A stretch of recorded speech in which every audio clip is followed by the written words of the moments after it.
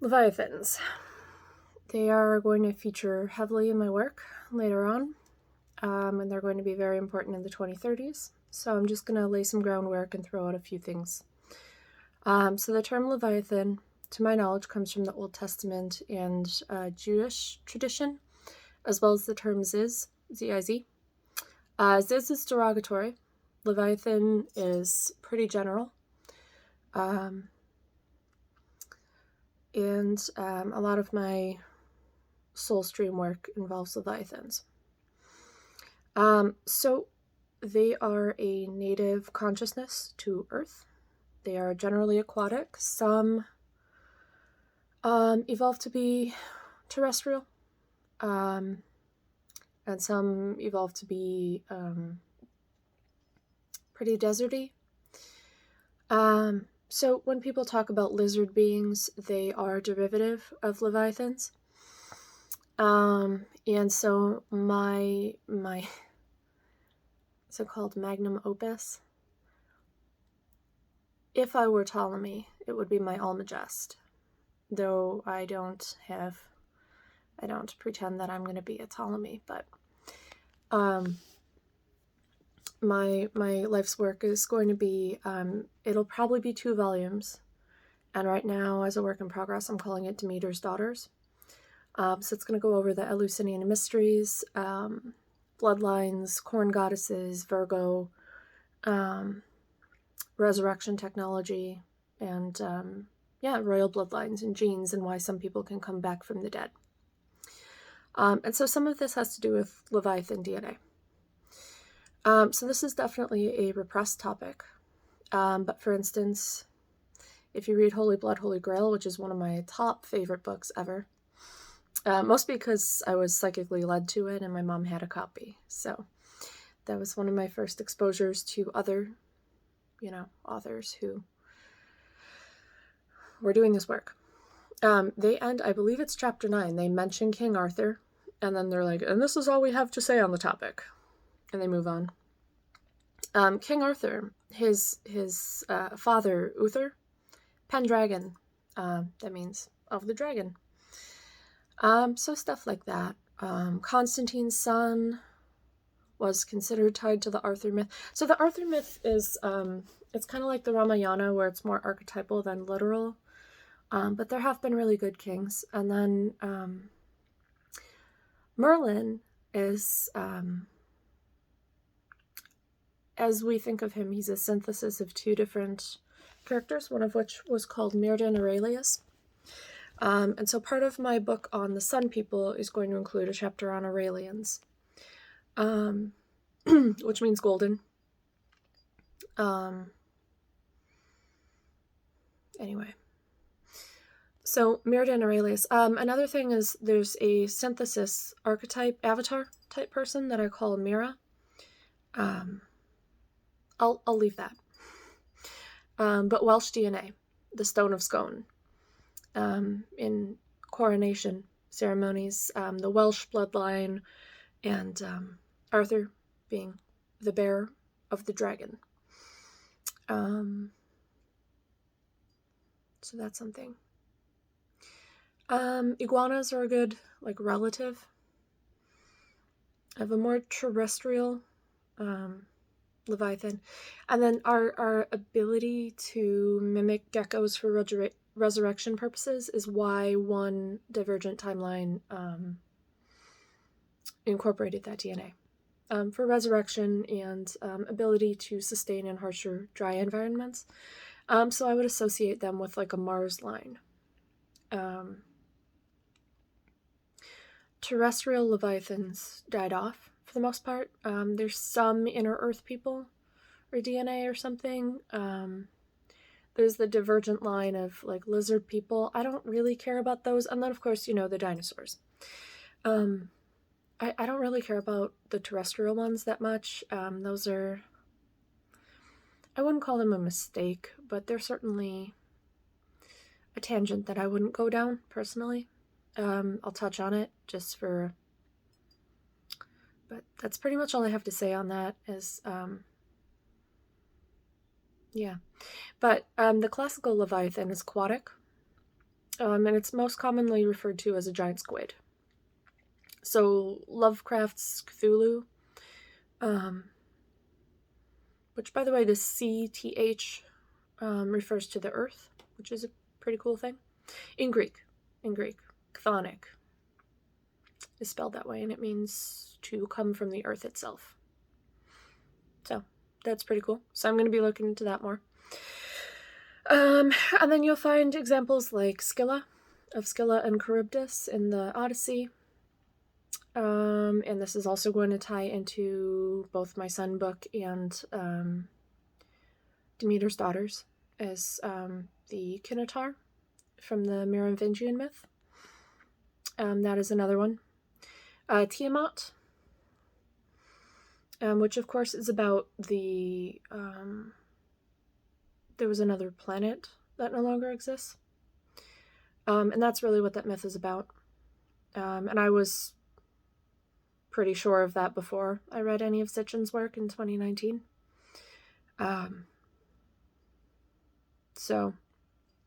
But she is considered a giant lizard. So there's it's like a animalistic Gaia. It's like Gaia before the human consciousness came to it. And I don't think that people ever really bred with Leviathans, but that their DNA is of the earth and our DNA is of the earth. And so if you artificially mess with it, it's compatible. So I'm going to be referencing Leviathans. And I may pair that, I think, because in a past life, when I wrote about this, and it's since not traceable, but I combined it with my book on Sun People. Like it was one work. So I think I'm going to do that. Not positive. But it definitely factors into Demeter and resurrection and stuff like that. So I'll actually just do a little spoiler. So Isis.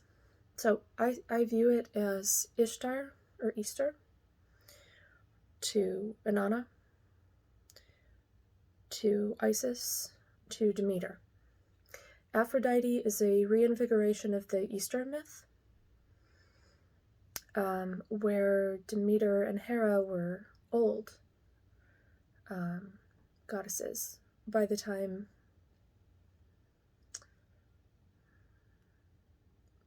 I got to Greece. Hathor had hit her peak and was going into middle age in her stories. And by the time we get to Demeter, a lot of her mystery story is about her as a crone, or at least posing as a crone. She likes to show herself as having golden blonde hair, like a little less red than mine, more auburn, and seafoam green eyes. But her natural state is brown and brown when I view that. She also likes to obstruct her face when I see her. And I didn't expect to call her Demeter. That just kind of came to me before I had a name for her. Because I was seeing this same person.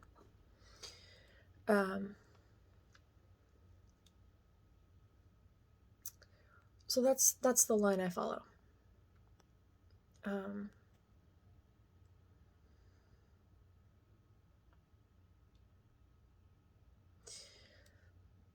So essentially this goddess, who basically slept her way to the top and got included as an Olympian,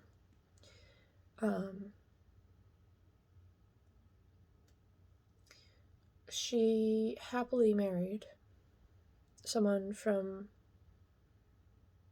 like an opposite clan, because there's like this Loki-Thor thing with Poseidon and Zeus from the Mesopotamian tradition.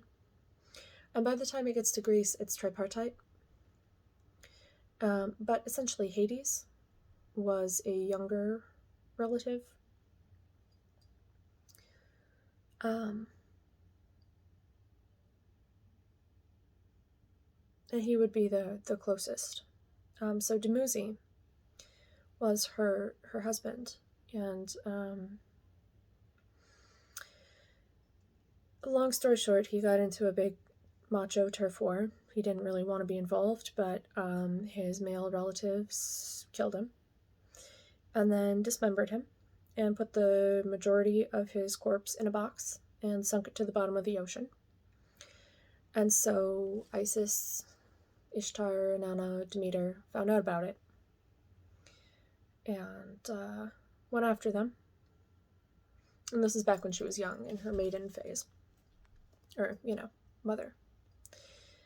And, she got after them. And she never really got over it. And then she kind of turned into like a praying mantis type person where she would take lovers, make them her champion, and then eventually kill them. Like King Henry VIII, except with her boobs out and trying to wrest political power from all the men. That was kind of her game plan. She had daughters and kind of had a falling out with an older one, and that's the one whose name shouldn't be spoken, and I'm going to put all of this in my book. And so she was down to like her baby daughter, Persephone, and the way I see it, Persephone was an ambassador's daughter, so it was like a high-class marriage to marry her. And that's why there was a lot of pressure to get her married off. And Demeter was gone, doing some kind of ambassador stuff somewhere. And then she got back and was like, hey, where's my daughter? What the hell? So she had sent her daughter home with 2 Leviathan guards. And I'll kind of leave it there.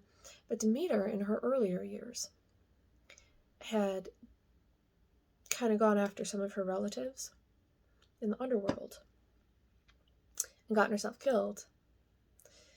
And she was brought back to life by either the genetic architect or the father Poseidon figure, depending on the tradition.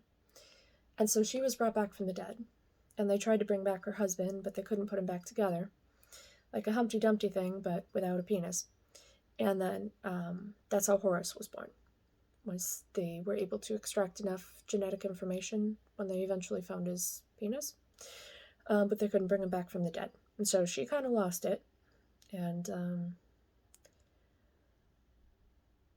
so essentially Poseidon formulated a baby. And so I think that's where the Poseidon raping Demeter thing came in, was like, I'm not really sure how much of that was within her knowledge, but she ended up becoming the goddess of resurrection because she came back from the dead. However, she did not do it herself. She's not an ascended master who can just transcend death. She was brought back to life by either a genetic engineering scientist or just a father figure. She didn't do any of that herself. However, this is all going to be in my book, so it's super exciting. So anyway, Leviathans are really woven with this. I'm going to publish at least the first volume of this book soon. So I'm super excited.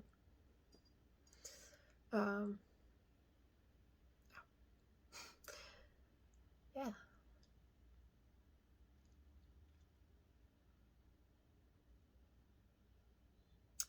Leviathans are a thing. Let's stop shying away from the sea monster thing. I also think they're kind of like Atlantis, where they exist and don't exist.